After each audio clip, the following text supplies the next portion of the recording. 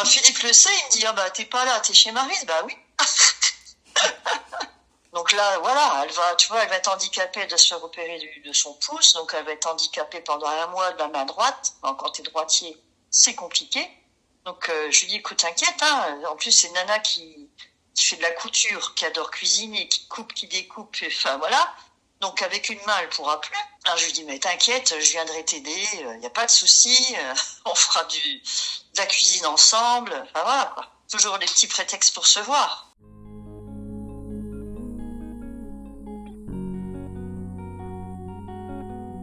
Avec Hello, on se connaît depuis le lycée. On a toujours passé notre temps à discuter de tout et de rien, à la recherche de réponses. Après, en vrai, je sais même pas si ça existe vraiment. Bah, à partir du moment où t'y penses, c'est que ça existe dans ta tête.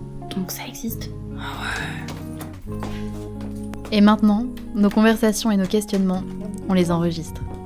On vous emmène dans notre salle de bain, à fixer notre miroir. Dans notre cuisine, à fixer notre assiette. Dans notre chambre, à fixer le vide. Remplir le monde. Méline, ferme la porte, après ma mère, elle va gueuler encore. Merci. On ne veut pas devenir adulte. Mais on comprend pas pourquoi. À regarder de plus près, on fait tout comme. On est indépendante, on a des responsabilités, on gère nos vies, nos appartements, nos emplois du temps. Mais on veut pas devenir adulte. Récemment, on a compris que le problème n'était pas là. Pour nous, devenir adulte, c'était être en couple, avoir un bon métier, rénover une maison. Et là-dedans, c'est comme si on nous volait quelque chose. Où est passée l'amitié ? On la cherche dans les livres, dans les films. Alors oui, on la trouve. Des filles qui se crêpent le chignon pour un mec, des garçons qui se battent pour la gloire. Mais l'amitié sincère, sans compétition ni jalousie, elle est où ? À la récré, on se rapproche de certaines personnes qui ont les mêmes passions que nous, puis on devient amis. Au sport, on discute, on s'entraide, on devient amis. Au travail, on échange, on se connaît, on devient amis. Combien de lieux ont été créés pour rassembler des amis ? Les bars, les concerts, les gymnases, les festivals, les boîtes de nuit, les parcs. Tout ça pour que la relation qui soit la plus représentée et mise à l'honneur dans notre société, ce soit l'amour romantique.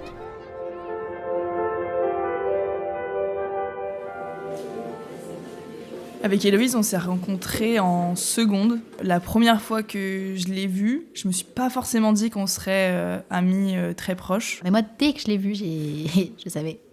Je savais. C'était un peu l'archétype de la meuf cool qui fait du sport et qui se fait respecter, en fait. Donc, il y a du charisme.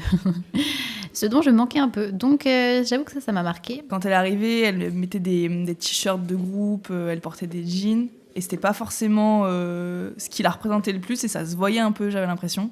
Et au fur et à mesure des années, on a commencé à se rapprocher. Et j'ai compris plus sa personnalité et qui elle était. C'est quelqu'un qui pose beaucoup de questions, qui n'est pas lisible d'un coup, d'un trait. C'est pas quelqu'un à qui on va pouvoir donner des adjectifs comme ça et viser dans le mille. Elle a plein de teintes, elle a plein de nuances. Et c'est ce qui en fait... Ouais, elle est intrigante.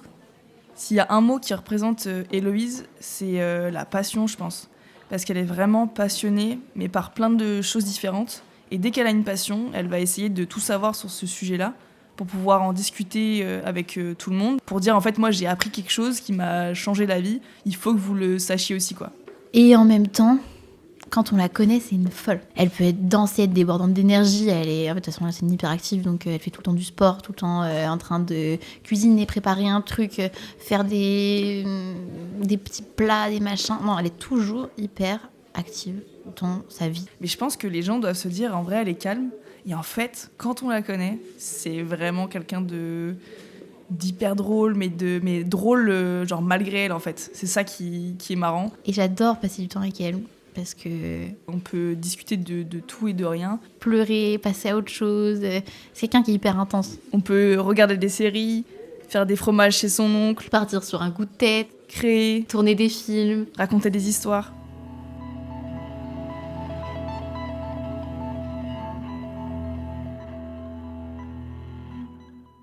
Moi, j'ai grandi en tant que fille unique et j'ai eu la chance d'avoir des parents, et notamment ma mère, qui a beaucoup poussé au fait que je puisse inviter mes amis régulièrement et que ça remplace un peu mes frères et sœurs que je n'avais pas. Et parce qu'elle s'en voulait beaucoup par rapport à ça. Et elle m'a poussée également à aller dans une troupe de théâtre, ce qui fait que je trouvais dans cette troupe de théâtre, où il y avait en plus que des adultes, mais malgré ça, une sorte de famille. Et ce qui est fou, c'est que donc très vite, j'ai compris que, et j'ai vu très vite que les amis étaient au quotidien avec moi et pas qu'à l'école, tu vois. Et moi, je l'ai pas du tout compris, tout de suite en tout cas.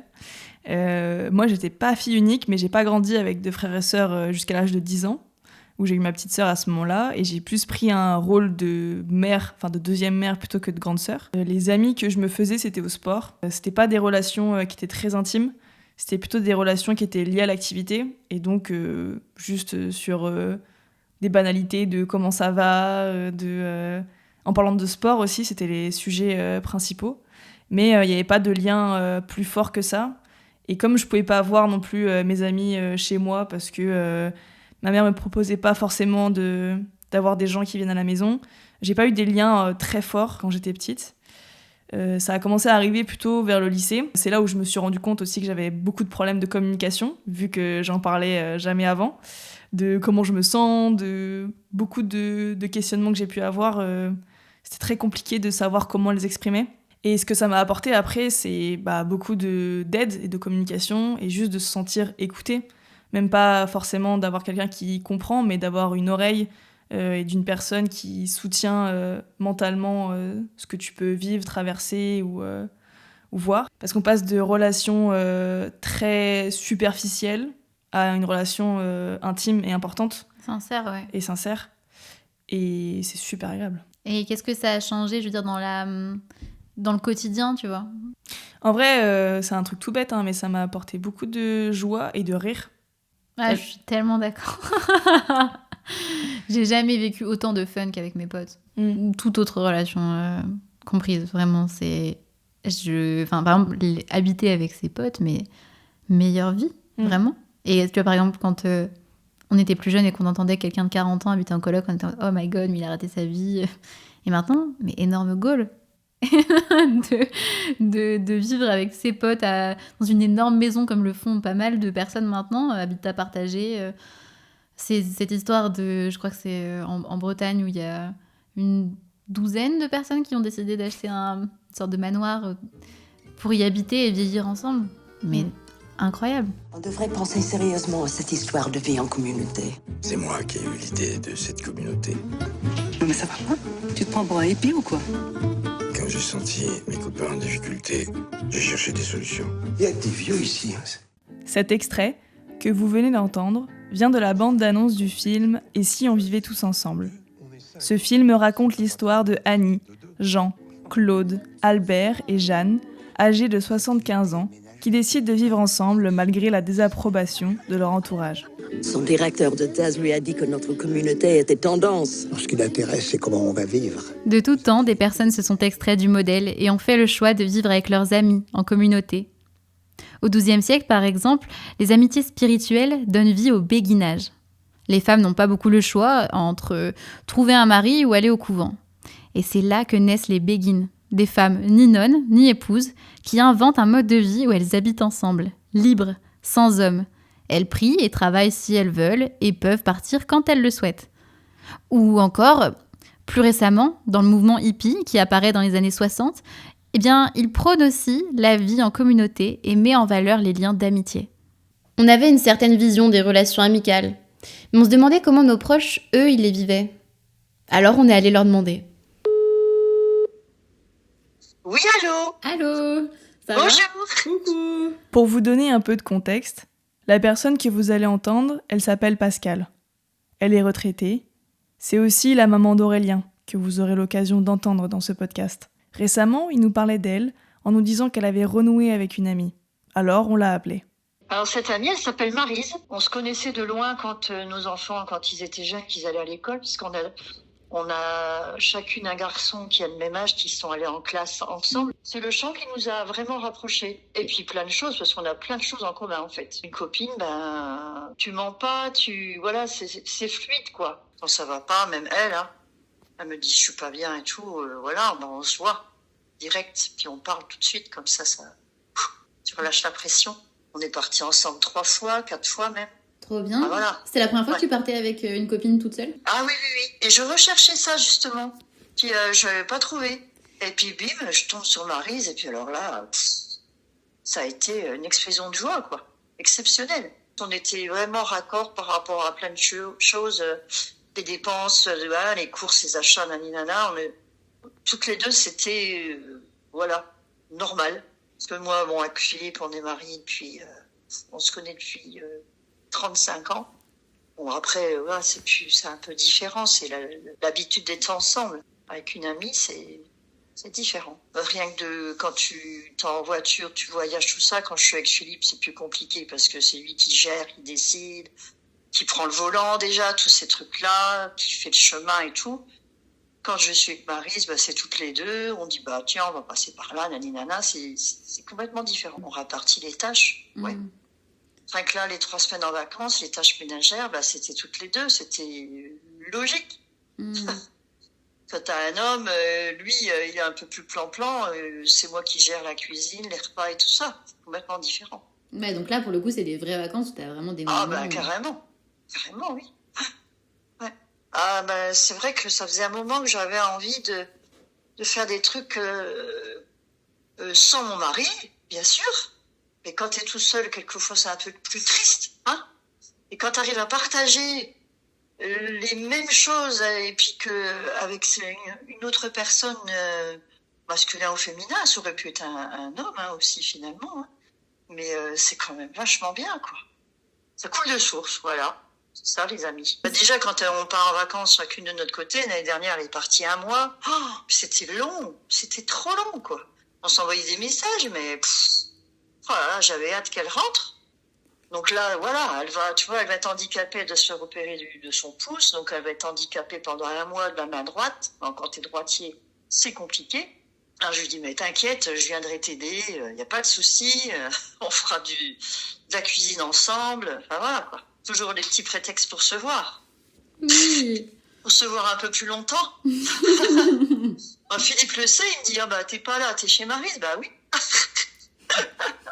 Mais lui, je crois, tu vois, ça le rassure et conforte que j'ai une amie comme ça. Tu vois, du coup, comme lui aussi, il fait plein de choses, hein, il est rarement là. Hein. Il a son club de pétanque, il fait des jardins, du tonte, enfin des trucs comme ça, du bois. Donc il sait que je suis pas toute seule. Et c'est important quand tu travailles plus d'avoir aussi des contacts, des relations comme ça, quoi. Voilà ma vie de retraitée. Mais heureusement, je suis vraiment contente de l'avoir retrouvée.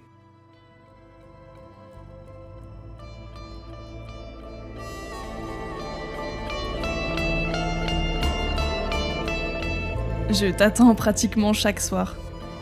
Je me dis que je vais discuter 5 minutes avec toi, puis aller rejoindre Morphée. Mais ça, c'est sans compter ton énergie débordante et contagieuse. C'est comme si ma fatigue s'évaporait dans les effluves de la cuisine. Alors on papote de tout et de rien, on rigole en avoir le souffle coupé. Parfois, j'ai l'impression d'avoir 15 ans à nouveau. La légèreté de nos échanges et l'excitation de nos danses me ramènent des années en arrière. Cette nostalgie a sûrement été déclenchée par le répertoire que j'ai lancé. Des musiques comme Madeleine de Proust. On se joue de nos mémoires pour chanter. C'est étrange de se dire que les moments présents que l'on vit ne seront que des souvenirs qu'on aimera se rappeler. Je suis fière de nous, fière des personnes que nous sommes devenues. Pas d'adultes ennuyeux, que des enfants qui n'ont jamais cessé d'exister. De toute façon, c'est facile de comparer pour moi, puisque du coup, cette rupture-là, elle a été une double rupture, parce qu'en fait, j'ai perdu une de mes meilleures amies au même moment, qui s'est mise avec ce garçon en question. Lila, 23 ans, illustratrice. On s'est rencontrés au lycée. On s'attrapait tout le temps des fous rires à cause des bruits bizarres qu'elle faisait. Déception amoureuse, évidemment, mais déception amicale aussi. C'était assez facile de comparer sur le moment, et c'est vrai que les deux m'ont fait beaucoup de mal, quoi. Disons que je pense que ma rupture amoureuse a été plus intense, en termes enfin plus violente, mais moins longue. Alors que ma rupture amicale, elle a été très très longue, parce que j'étais là en mode, en fait, j'avais l'impression de plus perdre quelque chose. Parce que moi, j'ai jamais cru en l'amour éternel. Et du coup, quelque part, je savais qu'avec mon ex, ça allait se finir. un jour, un autre. Alors que l'amitié éternelle, ça, j'y crois. J'y crois. Ça, j'y crois vraiment, j'y ai toujours cru et c'était vraiment un truc de... J'étais en mode, je ne comprends pas pourquoi ça s'est arrêté en fait. Alors que ma rupture amoureuse, j'étais énervée, blessée. Pour moi, c'était vraiment très injuste la rupture amicale du coup. On m'a brisé le cœur amicalement, ouais. Et du coup, pourtant, ça t'a jamais empêché d'aujourd'hui continuer à tisser des liens très forts avec des nouvelles personnes, à être hyper sociable, à beaucoup relationner amicalement avec plein de monde, quoi. J'aurais pu me renfermer et me dire je veux plus jamais revivre ça, mais la vérité c'était l'inverse. Je me suis dit je veux plus jamais perdre ça. Si je suis aussi touchée d'avoir perdu ça, c'est que j'en ai besoin, tu vois. C'est que ça en valait la peine, quoi. Ouais, vraiment. Et c'est marrant parce qu'en vrai, j'aurais pu dire ça pareil pour l'amour, mais je sais pas. J'ai vécu sans être amoureuse alors que j'ai jamais vécu sans pote, peut-être. Pour moi, c'est trop vital. Je peux tout perdre dans ma vie, mais le jour où j'ai pas d'amis, je pense que je me fous en l'air. Vraiment. Waouh. Mais ce qui est bien, c'est que tu as beaucoup d'amis. Et oui. Nous aussi, il y a quelques années, on a failli avoir une rupture amicale à cause d'un manque de communication. C'était les 19 ans d'un pote, j'avais passé une journée affreuse avec ma mère et j'avais qu'une envie, c'était de me mettre une énorme caisse, m'amuser, enfin me détendre quoi. Et je vois dans un coin de l'œil que Méline va pas bien. Ça va ? Ouais, ça va. T'es sûre ? Ouais, t'inquiète. J'arrive pas à lui dire, mais je suis vraiment mal, parce que je sais pas communiquer. Donc je lui redemande pas, je l'ignore et je pense à moi, je vis ma soirée. Et à un moment, je rentre dans la maison pour aller voir Hello qui était rentrée discuter avec un pote. Et là, j'entends à travers la porte. De toute façon, Méline, je la comprends plus. Méline rentre d'un coup et me lâche de façon très dramatique. Ah, ok. Le lendemain, Hello, elle m'appelle. Elle m'explique qu'elle est pas dans ma tête et qu'elle peut pas deviner ce qui s'y passe. Et elle me demande de lui parler. Moi, je lui ai toujours tout dit. Je me confiais facilement, alors je pensais qu'elle allait tout lâcher et que j'allais enfin comprendre ce qui se passait. C'était trop dur à sortir maintenant, donc je lui ai dit que j'allais essayer.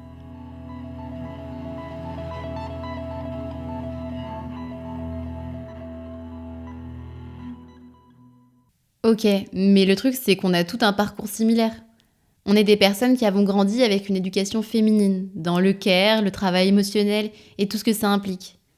Et là, on parle selon notre point de vue, en tant que tel.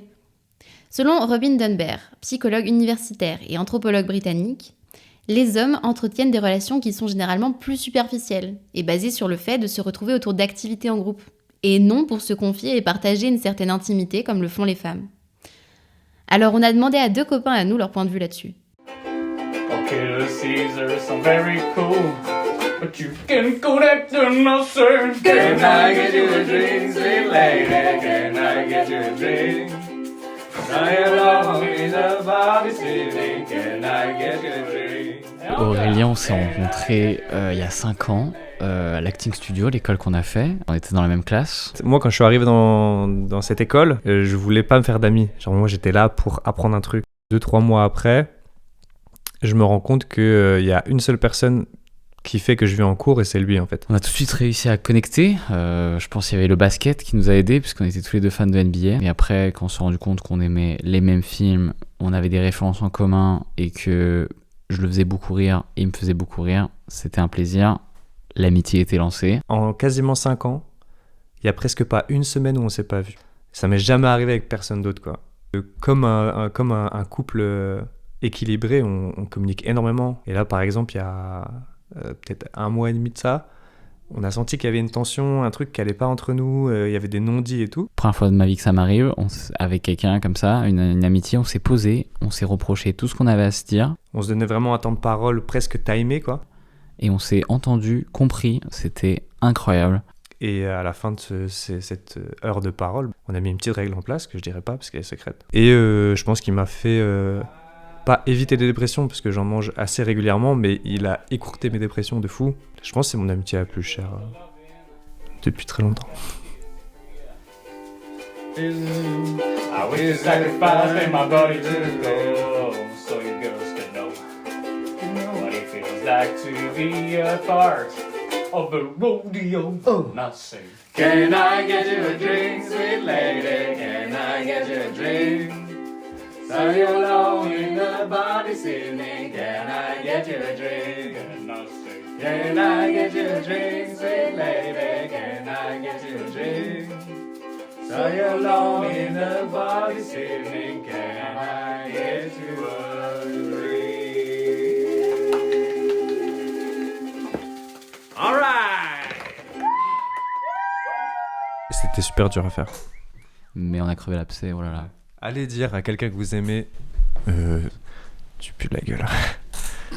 C'est dur, je l'ai pas dit comme ça. À qui ? Il a dit, faut que je te dise un truc, à la fin qu'on s'est parlé, qu'on s'est tout avoué, il m'a dit, il y a un dernier truc qu'il faut que je te dise, mais... Ah, j'ose pas, non. Moi, j'ai mis 10 minutes à le sortir. Et il me fait, tu vois, quand de temps en temps tu viens après le repas et qu'on va travailler et que tu viens de fumer et tout, bah... T'as pas bonne haleine. Donc il m'a dit ça. mignon. Et il m'a dit ça et moi je l'ai très bien pris parce que comme il m'a dit c'est du bien public. Théo, 25 ans, comédien, meilleur pote d'Aurélien et depuis peu un très bon ami à nous. Il croit toujours qu'il peut me battre au basket, mais il n'y arrivera jamais.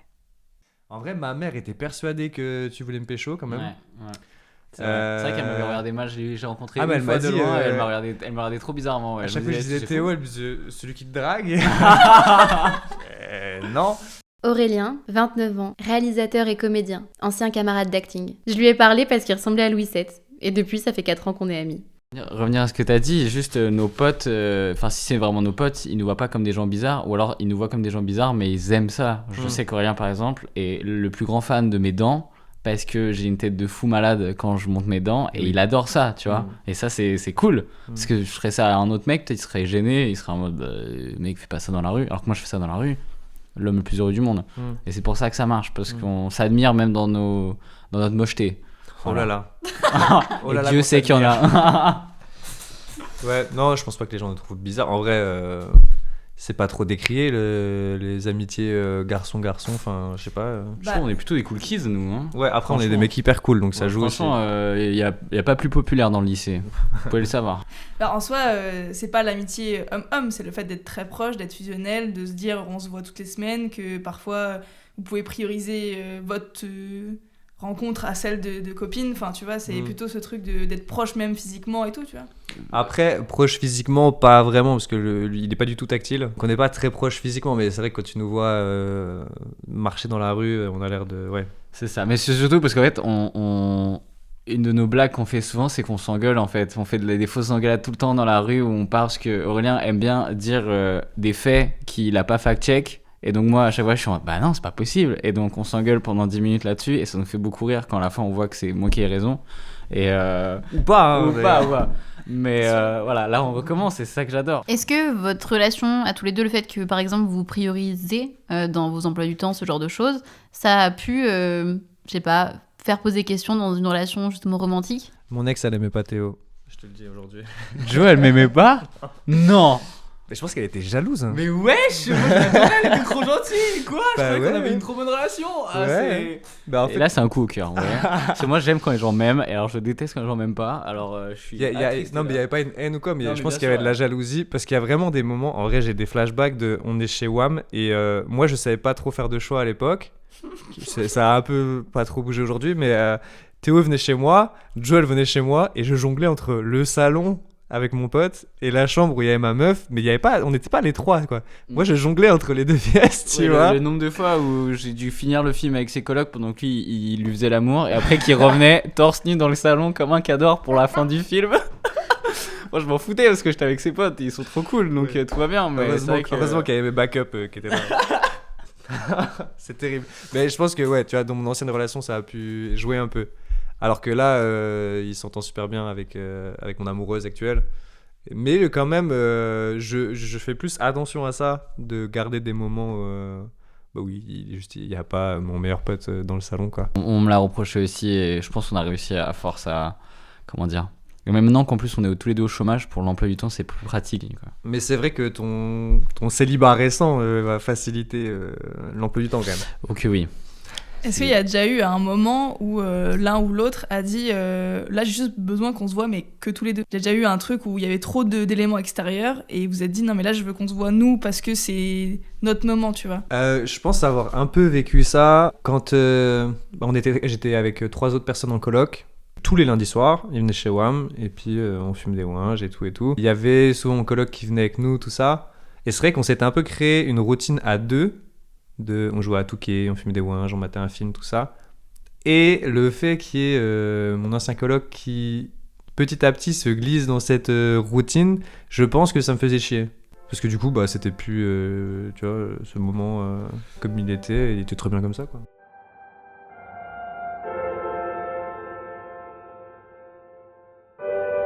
Ça m'a beaucoup saoulée de me dire que tout le temps tu peux pas être pote avec des mecs parce que on pense tout le temps que tu les dragues et tout. Moi au collège j'avais un meilleur ami, je m'étais beaucoup posé la question parce que c'était mon pote à la compote vraiment. Sauf qu'en 4e j'avais aussi une meilleure pote qui elle répétait 12 fois par jour que l'amitié fille-garçon n'existait pas. Du coup bah ça m'a mis dans une position où je me suis dit mais soit je me mens à moi-même, j'étais en mode est-ce que je me mens à moi-même tu vois, est-ce que vraiment est-ce que je suis amoureuse de lui ou est-ce que c'est vraiment juste mon ami et non c'était juste mon ami.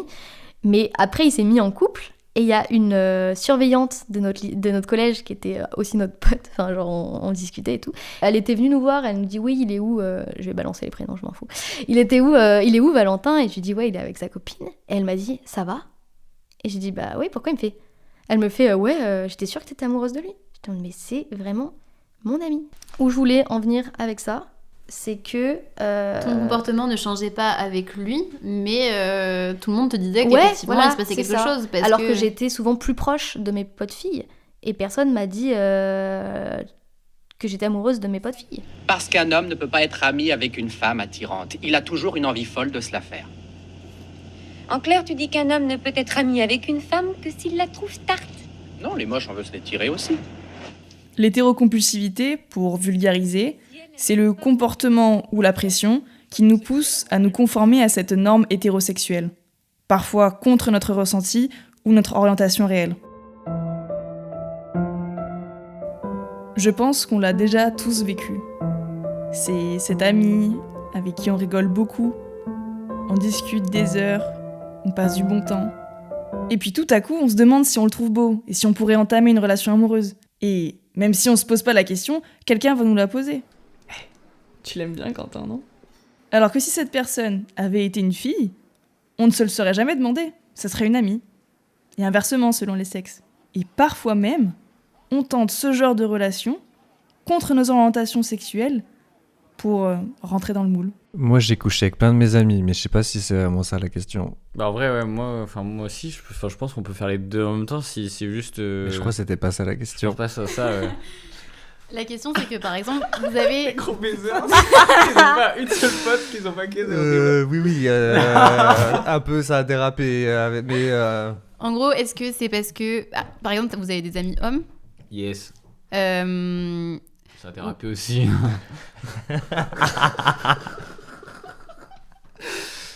Voilà.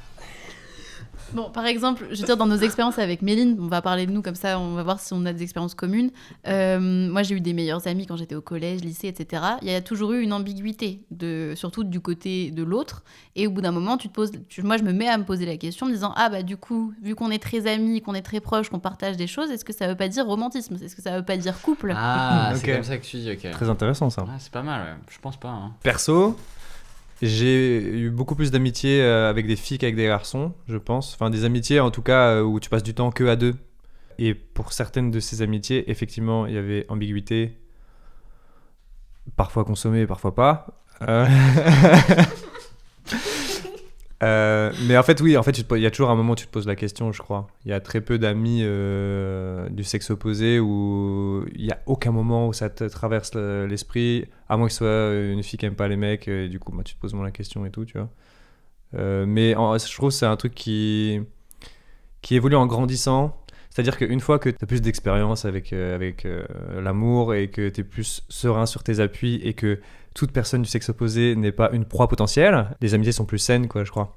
Alors que quand tu as 15 ans, évidemment, tu te retrouves seul avec une meuf, même si à la base, c'est juste une amie, dans ta tête, t'es zinzin et tu te dis, bah, c'est quand même une meuf, y a tout moyen, tu vois. Donc je pense que ça s'apprend en grandissant. Je me suis niqué des amitiés, justement, en faisant ce schéma-là dont vous parlez, quoi. À se dire, bah, toi et moi, logiquement, ça finit en quinconce. Et tu t'obliges à aller vers elle. Non, c'est pas tu t'obliges, mais... C'est inconscient, quoi. C'est se dire, j'ai une personne en tête, là, où je sais qu'on aurait dû juste rester amis. Et puis, ça a fini par... alors que je finirai pas ma phrase. Tu t'es déjà séparé avec quelqu'un parce que... donc avec cette personne, vous vous êtes mis ensemble et vous êtes séparés après ? On n'était pas tout à fait ensemble. Ok. Parce que moi, je me suis déjà mis avec quelqu'un et au bout d'une semaine, on s'est dit pourquoi on a fait ça ? On a été mieux amis ? Ah bah oui, vas-y, on arrête. Voilà. Mais ça, c'est vraiment l'exemple total de l'hétérocompulsivité.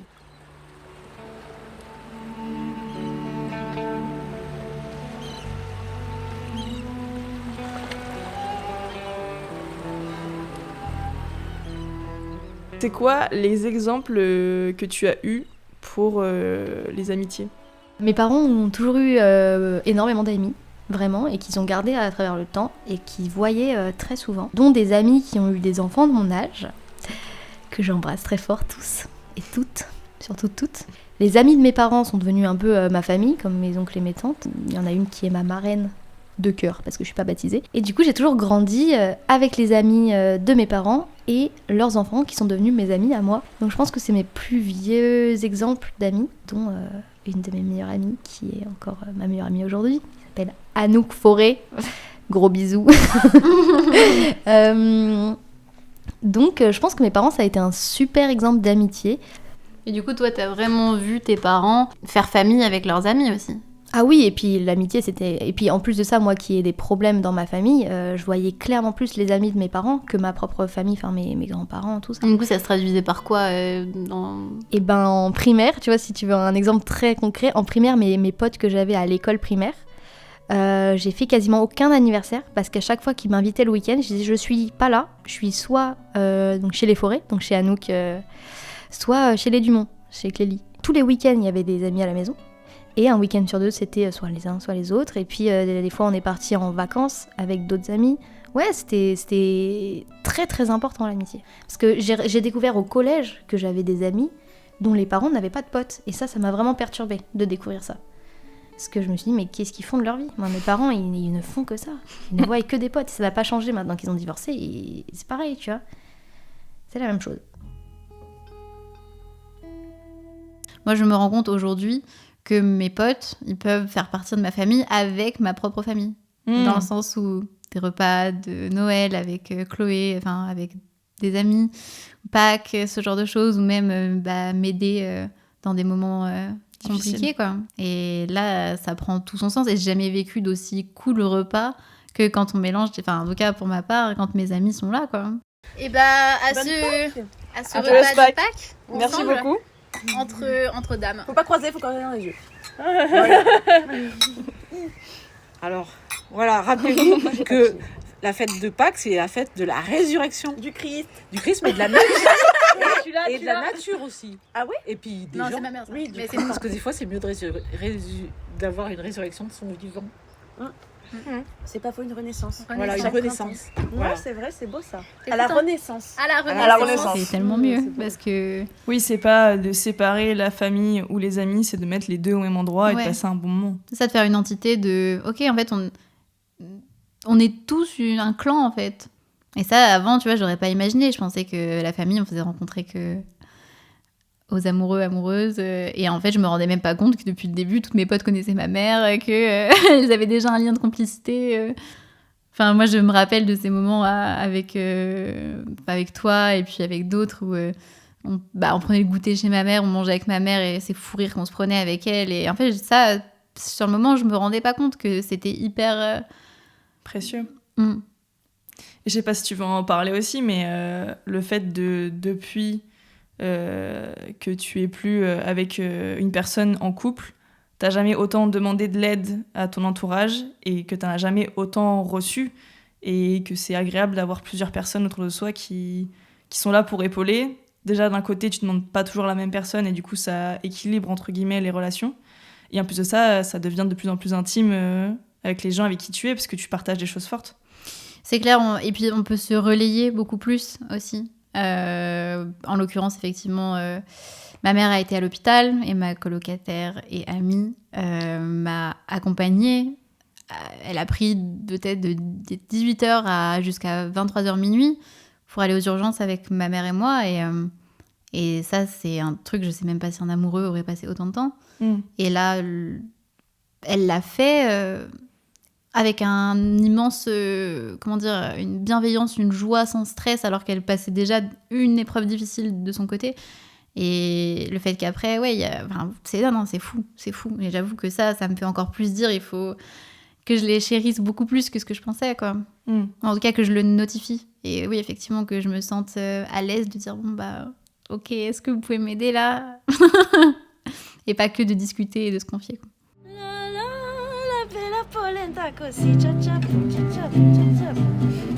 C'est qu'elle me chantait, les gars. Cresce la bella polenta, c'est cresce così. C'est bien. Elle va pas refaire, mais c'est pas moi. Mais elle est par terre. Non, mais je vais t'y mettre à l'ombre. Ne crains pas les autres garçons. Ils ne sont pas mieux que toi. Eux aussi se mettront un jour à se reposer sur moi. Mais crains mes amis.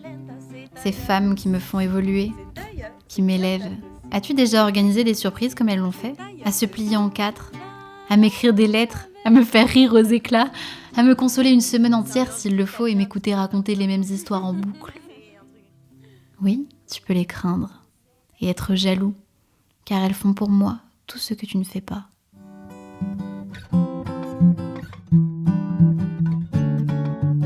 On dit souvent que la vingtaine ou l'adolescence seront les plus beaux moments de notre vie. Mais ce sont surtout les périodes dans lesquelles on voit le plus nos amis. L'amour, la famille, le travail, on se les représentait bien. Mais là-dedans, où est passée l'amitié?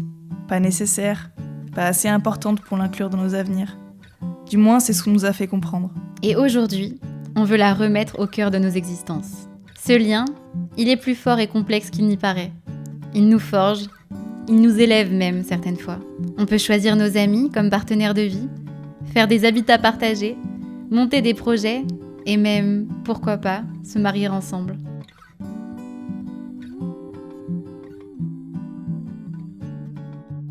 Vous venez d'écouter le premier épisode de Fixer le vide, remplir le monde.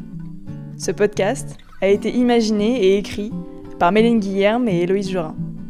Le montage et le mixage ont été réalisés par Méline Guillerme. La musique originale a été composée par Jade Papagallo et les morceaux complémentaires par Vincent Magrini. La miniature, inspirée de la chambre d'ado d'Héloïse, a été dessinée par Liléo. Merci à Pascal, Lila, Théo, Aurélien pour les entretiens. Merci à Mélanie, Laura, Cécile, Jade, Aurélien et Théo d'avoir accepté de partager ces instants volés. Merci à tous nos proches d'être notre inspiration. Fixer le vide, remplir le monde est un podcast autoproduit. Nous essayons de vous sortir un épisode tous les 2 mois. Vous pouvez les retrouver sur toutes les plateformes. Merci de votre écoute. Parlez, échangez, débattez. De la pensée naît la révolution.